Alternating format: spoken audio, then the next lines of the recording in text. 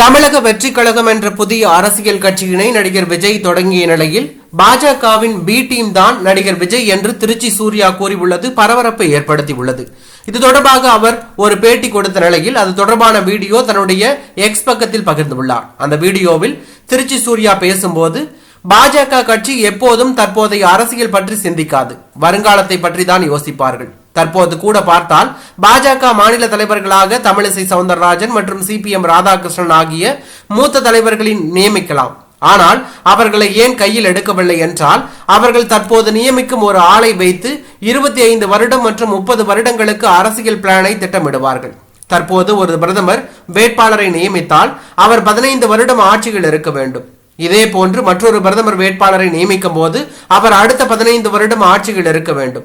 தற்போது விஜயை இறக்கியது கூட பாஜகவின் திட்டம்தான். ஆனால் விஜய் வைத்து இப்போதே அவர்கள் ஆட்சியை பிடிக்க வேண்டும் என்ற நோக்கத்திற்காக அப்படி செய்யவில்லை. 2026ஆம் ஆண்டில் விஜய் எதிர்க்கட்சியாக மாறுவார். 2031 தான் விஜய் தமிழ்நாடு முதலமைச்சர் ஆவார். அப்போது விஜய் கண்டிப்பாக பாஜகவுடன் கூட்டணி வைப்பார். இதுதான் பாஜகவின் திட்டம். இதனை மனதில் வைத்துதான் பாஜக விஜயை அரசியலில் களமிறக்கப்பட்டுள்ளது என்று கூறியுள்ளார்.